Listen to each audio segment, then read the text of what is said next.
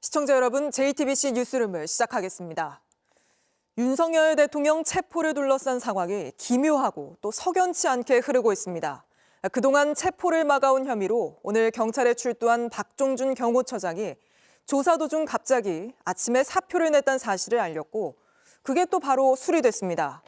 저희가 경찰과 여권을 취재해보니 박 처장이 나름의 중재안을 마련했는데 이게 수포로 돌아가자 사표를 던진 걸로 보입니다.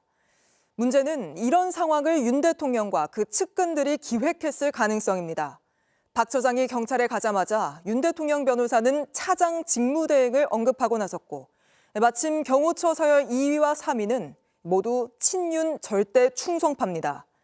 이런 가운데 경찰은 경찰대로 어제부터 대통령 관저에 대한 현장 답사를 시작한 걸로도 취재됐는데 먼저 박 처장의 갑작스러운 사의 소식부터 심가은 기자가 보도합니다. 박종준 대통령 경호처장이 윤석열 대통령 체포를 방해한 특수 공무집행 방해 혐의로 경찰에 출석했습니다. 두 차례 걸친 소환에 불응하다 세 번째 소환일인 오늘 나타난 겁니다. 박 처장은 공조수사본부와 경호처 간 유혈 사태가 없도록 중재하려 했지만 실패했다는 말부터 꺼냈습니다.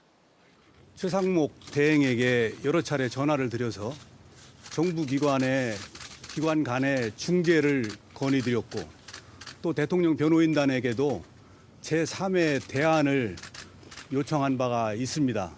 그러나 그에 맞는 답을 얻지는 못했습니다. 경찰과 여권에 따르면 박 처장은 제3의 장소에서 윤 대통령이 조사를 받는 방안 등 중재안을 경찰에 타진하려 한 걸로 파악됐습니다. 박 처장은 경찰에 출석하기 전 최 대행에게 사직서를 제출했습니다. 최 대행과 윤 대통령 측이 중재안을 거부하자 더 이상 자리를 지킬 이유가 없다는 판단을 내린 걸로 보입니다.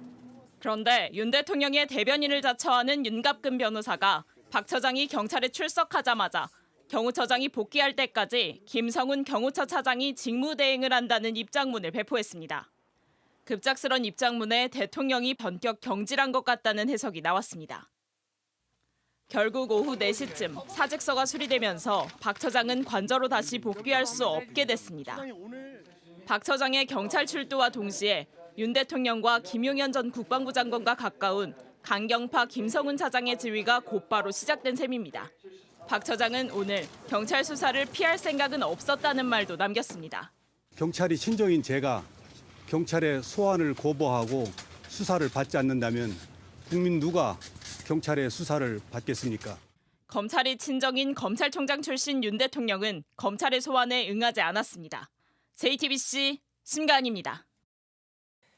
JTBC 뉴스를 시청해 주셔서 고맙습니다. 저희는 저녁 6시 30분 뉴스룸에서 뵙겠습니다.